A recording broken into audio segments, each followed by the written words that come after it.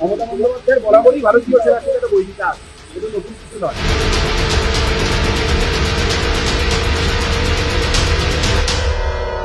West বেঙ্গলের বন্ধুরা কেমন আছো? Welcome to the Bangla report. Arnab Banerjee তোমাদের নমস্কার জানাচ্ছি। কলকাতা জুড়ে এখন গরম খবর মঞ্চ বিতর্ক, আর মঞ্চ বিতর্কর মাঝে এবার সেনা বনাম পুলিশ। সেনার ট্রাক বিপজ্জনকভাবে চলছিল, এই অভিযোগে থানায় নিয়ে যাওয়া হচ্ছে সেনার ট্রাকটি। জানা গিয়েছে ট্রাকটি ফোর্ট উইলিয়াম থেকে পাসপোর্ট অফিসের দিকে যাচ্ছিল। ট্রাফিক পুলিশ চেঁচিয়ে বলছে, ট্রাক থামাও, ট্রাকটা থামাও, এত লালবাজারের মোড়ে দৌড়াচ্ছিস কেন?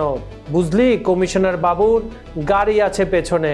অন্য পুলিশ বলে উঠল, কি সব সেনার ট্রাক রে, দেখছিস না ফোর্ট উইলিয়াম থেকে এসেছে এরা। ট্রাফিক গার্ড বলে উঠল, আরে দাদা ট্রাকটা একটু হ্যাজার্ডলি চলছিল ঠিকই, কিন্তু বলবো কি, রাশ ড্রাইভিং কিন্তু হচ্ছিল না। সেনা অধিকারী কড়া গলায় বলে উঠল, এই ট্রাক যাবে না থানায়, এখানেই থাকবে, বুঝলেন তো বাপু। পুলিশ অফিসার বলে উঠলেন, কি বলছেন এসব, এটা তো থানার মামলা। সেনা অধিকারী বললেন, আমাদের ঊর্ধ্বতন অফিসার আসছেন, আগে কথা বলুন, তারপর ট্রাক জায়গা থেকে নড়বে। আর এদিকে মমতা দি বলে উঠলেন, ওই ওই ওই এ কি হচ্ছে এখানে? সেনা এসে তৃণমূলের মঞ্চ ভেঙে দিল কেন? আপনাদের বিজেপি বলেছে, দিল্লি বলেছে, প্রতিরক্ষা মন্ত্রী বলেছে এগুলা করতে?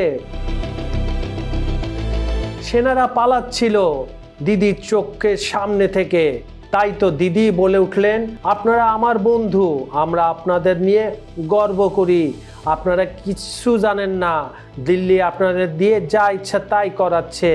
আর ভিড়ের মধ্যে হাততালি শুরু, কেউ বলছে ঠিকই তো বলেছে দিদি।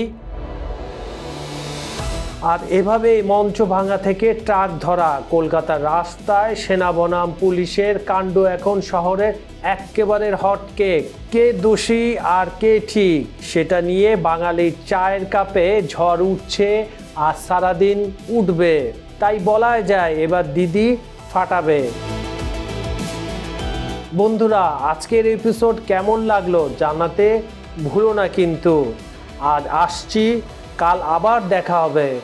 আর আমাদের দ্য বাংলা রিপোর্টে তোমরা যদি কোনো বিশেষ কিছু জানতে চাও, আমাদের কমেন্টে লিখো, আমরা সেটা তোমাদের জন্যই এই এপিসোড তৈরি করব।